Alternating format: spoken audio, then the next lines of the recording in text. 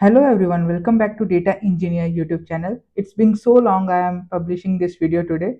So I am back and now I am planning to create a lot of more playlists. So make sure to subscribe to my channel if you are new or if you are even a returning viewer, right? So today's video is very basic, like how we can create an Azure OpenAI resource in Azure portal and how we can basically deploy our first chatbot in Azure. So let's get started. It's very easy. You just need to go to portal.azure.com. Once you are at the portal, you will be able to see some recent services which you created at the top and your subscriptions and everything in the recents.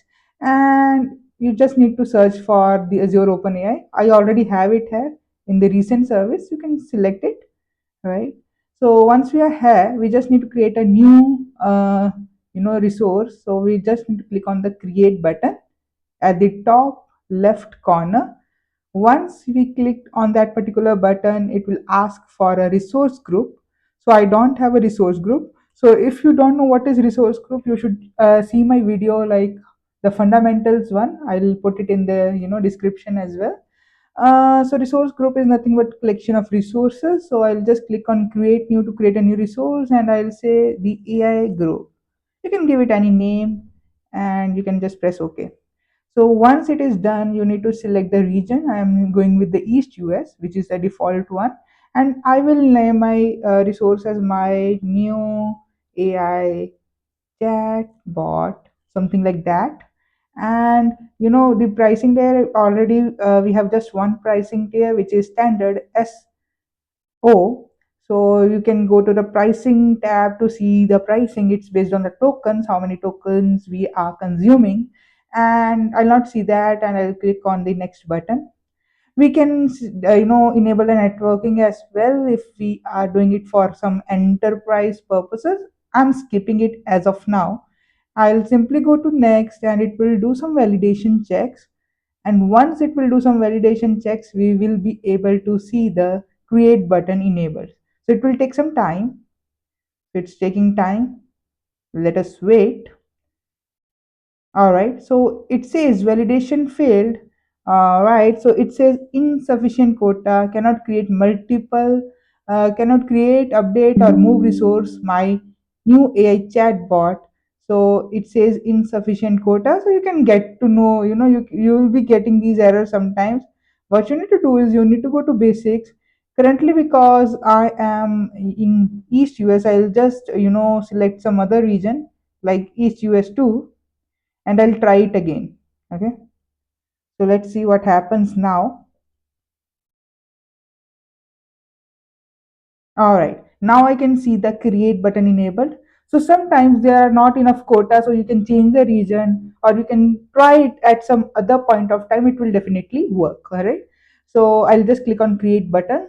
Once I click on create button, what it will do is it will initialize the deployment. That means my Azure OpenAI resource is being created at the backend. So it will take some time. So let's wait for it. All right. So if you click here, you will see these are just the deployment process. So this is the template, which will hit on the Azure servers and it will create a particular resource.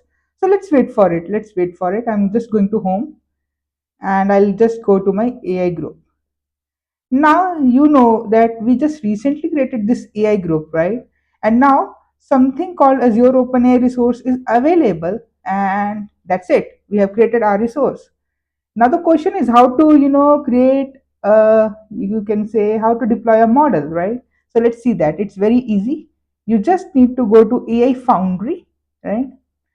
So just like we have different factories. So Azure keeps the name so exciting, right? So if we talk about Azure Data Factory, so from a name itself, it's a factory, means there is some bulk production of data, right? Same way here, it's related to creativity, so its name is Azure AI Foundry. So now, to create a deployment, what we need to do is we need to choose a model first. So we'll go to model catalog. We have lots of catalog here, and basically you can select anyone. I'll go for GPT 4.1. If I click here, All right, it will say loading. Let's wait.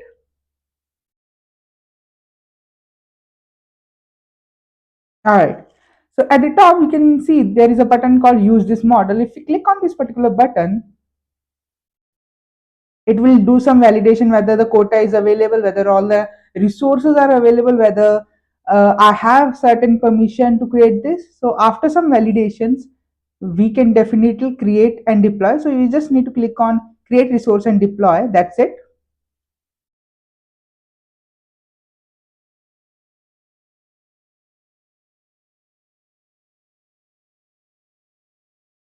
All right, so still it's loading. And finally, we can see this portal, right? Now, if you see, it gave us some URL and a API key. Now, the reason being, if you want to embed, chatbot in some application, or you want to, use it somewhere, you can use this, endpoint, and you can hit the REST API, right? Using this key and this particular endpoint, right? That's one of the use case. But another thing is just to testing, if you want to just test it out, you can just click on open in playground, and basically you can play. So for example, if I say hi, it will reply me.